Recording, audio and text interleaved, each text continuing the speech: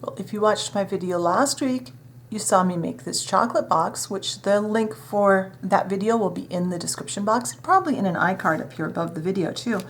This week, let's fill that chocolate box. Stay tuned and see how fun and easy these are to make.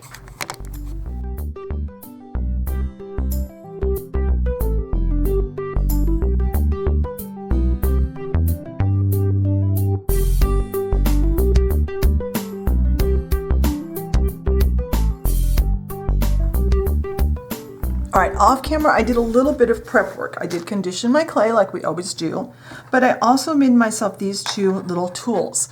These I'll use to roll out my clay to a nice even thickness. And what these are is simply 3 craft sticks. These happen to be the ones from the dollar store. Tacky glue in between, glued together. I clamped them so they'd stay nice and tight and allowed that to dry. Now I've got these two. These will make it so I can make my clay a nice even layer. I also printed off 2 sheets of graph paper. This is 4 squares to the inch. This is 8 squares to the inch. Both were free PDFs that I downloaded from the internet.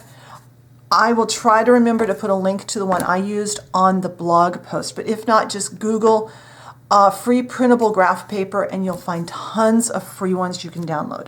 I'm going to lay my clay on this and I'm going to stand up so that hopefully I can see what I'm doing. Because my problem is I want to have my head right here where you guys are to see what I'm doing to get this nice and straight. The reason we're using the graph paper is this allows us to cut a measured amount of clay. Now I have a nice smooth piece of clay that is a nice even thickness. I'm going to take my clay knife. I'm going to try and do this from up here. Normally I would be a lot closer. Hopefully I can get this straight. It'll be easier for you guys because you can put your head right over what you're doing. Now I'm going to count over 3. So 1, 2, 3. And I'm going to hopefully line up 1, 2, yeah, line up with it there too. Now I have a 3/8 inch strip of clay that is about a 1/4 inch wide. Now I'm going to cut on a square end. I'm going to go over 1, 2, 3. And I'm going to go like that. Then I'm actually going to use my knife to just kind of angle the top just a little bit. And now we have a chocolate square. Let's make one that's just a little bit different size. I'm going to pull out this piece of paper because it's a little easier to see. I'm going to cut a piece that's a 1/4 inch wide.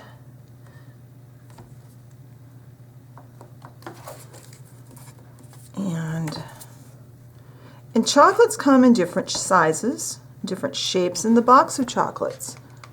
So now we have this one. So let me get this clay rolled up again. We don't need this for the next step. This into a ball. Primo is a little bit of a harder clay. It's a little firmer. So it does take a little more work than say a Sculpey. Now we're going to make a round and a heart, and then I'm going to show you how to do a milk chocolate one. So we've got this rolled out again, and I have someplace on my table a piece of plastic wrap from the kitchen. And I have a Sharpie marker. I'm going to take the lid off my Sharpie. I'm going to make sure this plastic is nice and smooth. This is rolled out the same thickness as the other was. And I'm going to push down, kind of twist. Because that plastic was in there, we get a beautiful domed top. And it comes out of our marker. Now you'll probably have to use a fresh spot on the plastic because it will probably kind of distort your plastic. I'm going to cut 2 because what I'm going to do, and hopefully I can do this without sticking my head in top of the camera. This one the plastic actually tore. I need to get the plastic off of there. I've got a dotting tool. You could use a toothpick, you could use a knitting needle, you could use any number of things. going to push in, and then I'm going to, and there. We now have a heart shape. And now I've got, well, I'll make some fresh. So I've got about that much of our chocolate and about an equal amount of white.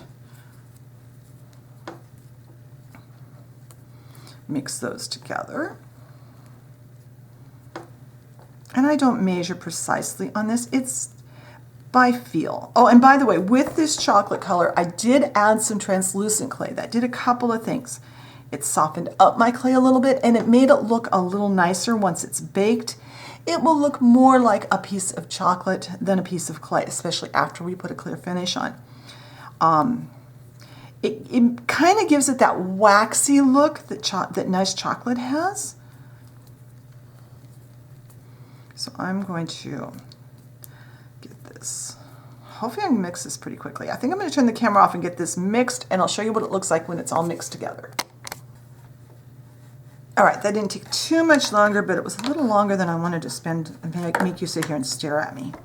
All right, roll it off. We'll just make a round one. Oops.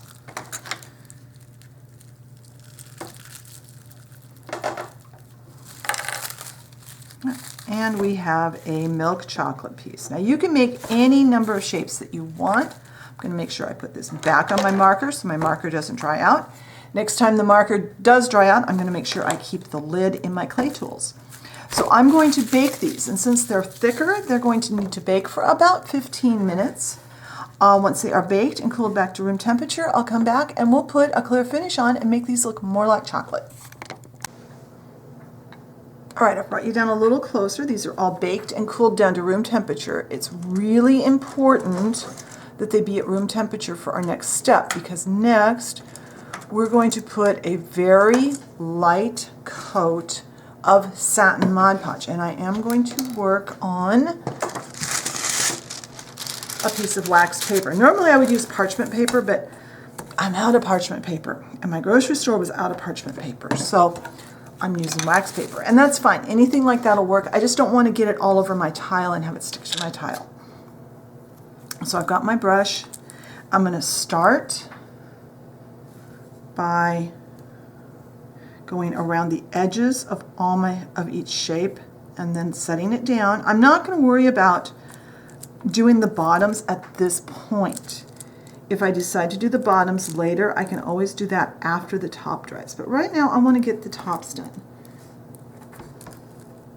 Now remember, you want a light, even coat, because Mod Podge has a nasty habit of remaining slightly tacky if you put too much on. And that's not only with polymer clay, it's with other things too.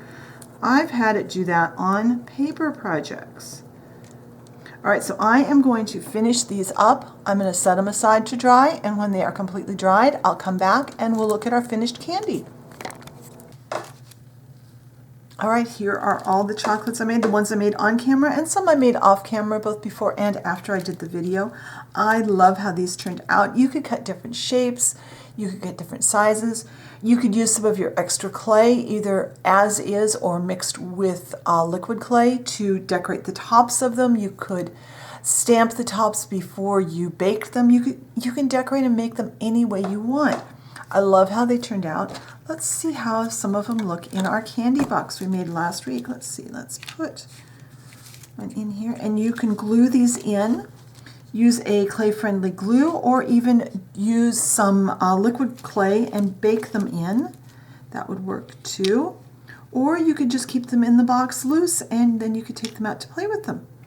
It's up to you how you want to display them. If you have some of those brown candy wrappers like chocolate sometimes have, you'd have to experiment with a size, but you could cut a circle out of that and kind of form a candy, like a little wrapper to put the candies in if you wanted to. There, look at that. We have a box of chocolates. I may just glue mine just like that, and then they'll be ready for next Valentine's Day too. Be sure and check the blog post for photos and more information. I think I forgot on the video to tell you what color clay it is. I will look it up and put that in the blog post for you.